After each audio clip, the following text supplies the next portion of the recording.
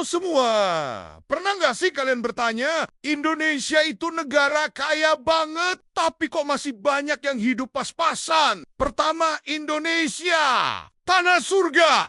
Kata buku SD, coba deh buka buku IPS kelas 4.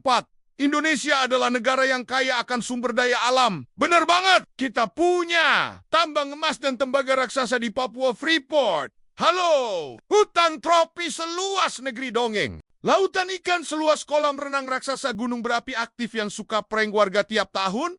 Dan jangan lupa, rempah-rempah, kayu manis, cengkeh, pala yang bikin penjajah bule bela-belain naik kapal layar 6 bulan.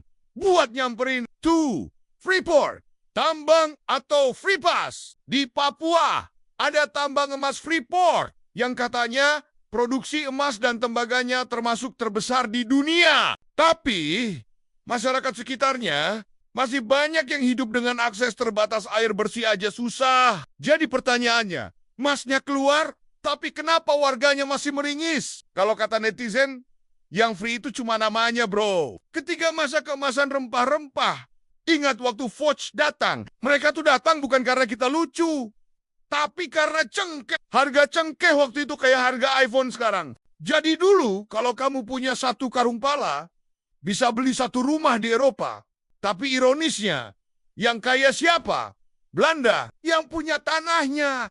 Nangis di pojokan sambil nulis lagu perjuangan. Keempat, kekayaan alam banyak. Tapi kalau bicara angka, Indonesia itu termasuk 10 negara terkaya sumber daya alam di dunia. Punya cadangan batu bara, nikel, bauksit, minyak, gas. Pokoknya lengkap. Tapi penduduknya banyak yang masih hidup Rp30.000 per hari. Kenapa? Karena sebagian besar kekayaan kita diekspor mentah-mentah, belum diolah. Nilai rendah dipegang perusahaan asing. Kena korupsi di tengah jalan 5. Bansos versus bangsat sosial. Setiap tahun ada program bantuan. Ini itu. Tapi pas dicek, nama bantuan untuk rakyat miskin penerima.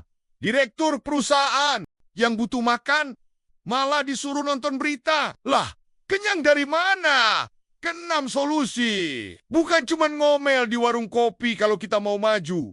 Perlu pemerataan hasil kekayaan alam pengolahan dalam negeri. Bukan ekspor mentah pendidikan yang gak cuma hafal Pancasila, tapi juga ngerti kemana uang negara ngalir. Dan tentu saja, pemimpin yang lebih mikirin rakyat daripada nyalon lagi-lagi. Jadi, Indonesia itu kaya secara harfiah. Tapi kalau pengelolaannya masih kayak sinetron, penuh drama dan rebutan warisan, ya wajar aja. Banyak rakyat masih makan nasi garam. Semoga ke depan kita nggak cuma bangga karena negara subur, tapi juga karena rakyatnya makmur.